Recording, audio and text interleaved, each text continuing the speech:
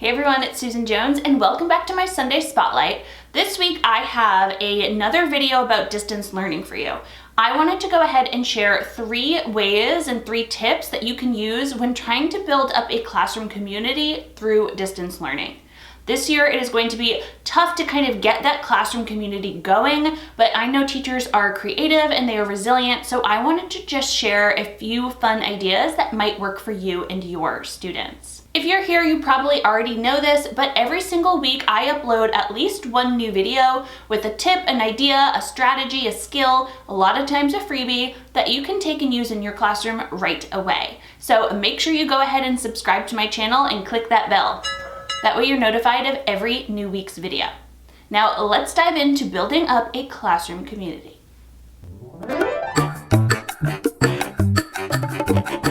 This video is going to be a relatively short one, but I went ahead and I looked at some of my old posts and I wanted to find just some quick and easy ways that you can help build that classroom community, even though it's through a screen this year. I know it's not, the typical way we do things, but I think it's going to be more important than ever to try to get your students engaged with one another and just learning about their classmates and learning about their new community, learning that you're a team and a family this year, and just enjoy each other. So let me dive into the first tip. The first tip I have for you, I'm not going to go into too much detail about, but it is to have a morning meeting. Now, just a few weeks ago, I went ahead and shared an entire video with all these free slides to host a virtual morning meeting. I share ideas on making it live, on making it, having it recorded so everybody can view it at their own pace, and just why it can build such a classroom community. So go ahead and watch that video after this one, but that is my first tip. So like I said, I'm not going to dive into it right now.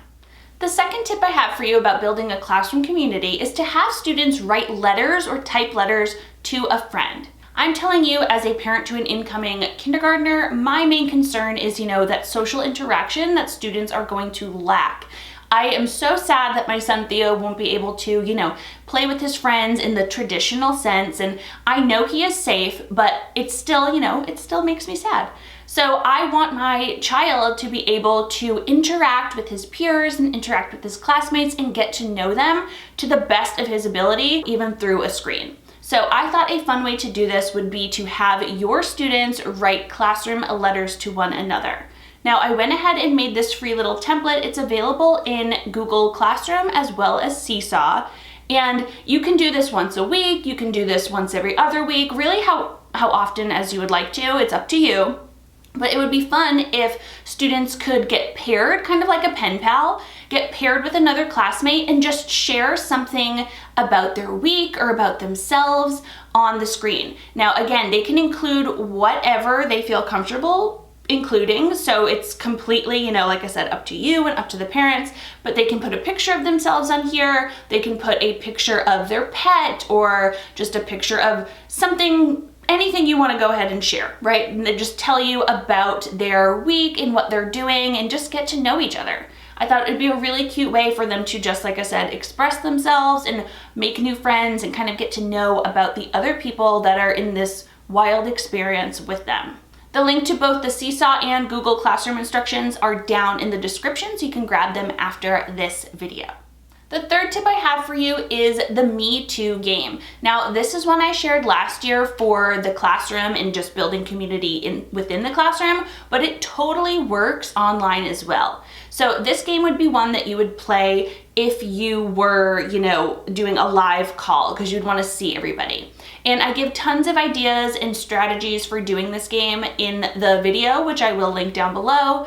But basically the premise of the game is to first figure out how you're all different. And I have these little cards that students hold up and they draw a picture of themselves. And, we get to just celebrate that our skin color, our eye color, our hair color, how we're all different.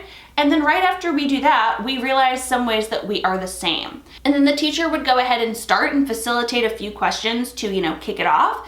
And maybe you'd say, I'm really excited to learn how to read this year. And everybody that agrees with that statement holds up their little card, their little picture of them, and they say, me too. And then students can go around and you could ask students one by one to just share something about themselves. Like, I have an older brother. Oh, me too. I have a pet dog. Oh, me too. They can just share a little fact and see which of their classmates have those things in common with them. That's a game that I always loved to play in the past, and like I said, I was looking through just some of my community building activities that I normally would do and realized that this one would be perfect for virtual learning as well. As I always do, everything that I've mentioned in this video is linked down in the description below, so make sure you press that show more button so you can get everything that I talked about. If you have other fun ideas that you're doing this year to kind of build that classroom community and help your class feel closer to one another, please go ahead and drop them down in the comments so other teachers can read them. I love learning from all of you, and I hope you guys like learning from each other. This is like such a special thing that I've loved to be able to share with you guys on this YouTube channel. And like I said, just watching other teachers interact with one another, sharing their own tips and tricks, I just think it's so useful and great and just shows why teachers are awesome. If you enjoyed this video, please go ahead and give me a thumbs up so I know, and I will see you next Sunday. Bye.